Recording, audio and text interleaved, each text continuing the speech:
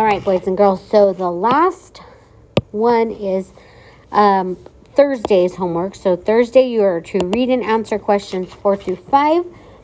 Here we go with our reading for the week. It's Prairie Neighbors. It's hard to believe that we've been here in Kansas over a year already. This autumn will be our second harvest, and Pa's amazed at how fertile the soil is. It gave us a nice crop of wheat this year. I wish we had a mill near us because grinding the corn and wheat is such a chore. The land here is so flat that our little stream doesn't run fast enough to drive a mill wheel. I'll bet that eventually we'll figure out an easier way to make flour. Maybe we can make a windmill. We've certainly got enough wind. The people around here have big plans for the settlement. They say that all kinds of possibilities will open up if the railroads ever reach this far. Mr. Armstrong says that if he could get cloth from the east, he'd take up tailoring again. If we could send our crops to be sold in the cities, we'd have money to build good roads. We're doing a lot of building as it is. We're putting up a church and a schoolhouse. 6 new families have moved into the settlement since we got here. Pa takes charge at new house raising, and my friends show the girls the local square dance steps. Last week, all the settlers went to the Hendersons for a husking bee. Each family tried to beat the others by husking the most corn.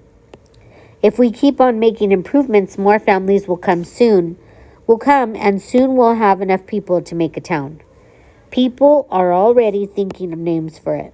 I like the name Harmony because in spite of a few tiffs, we all get along. Okay, so you are answering questions 4 and 5. Question 4 says, what is the theme of the story? So remember, theme is the message. So what is the message of the story? F, trains can carry you away to distant lands. G, there's always an easier way to do a chore. H, building a house is more important than dancing. I, creating a community takes hard work and cooperation. Number 5, why does the narrator like the name Harmony for the town? Use details from the passage to support your answer. Write your response on another sheet of paper. Okay, so think about, she specifically says, so make sure that you're annotating and looking in the text. She specifically says why she likes the name Harmony and gives a reason. Okay, for the math portion, you are going to write the number that represents each vocabulary term. Okay, so for this one, quotient. Okay, which number is the quotient here? Dividend, which number is the dividend? And divisor, which number is the divisor? Okay, and then for these, you're going to solve. So remember, you're doing division.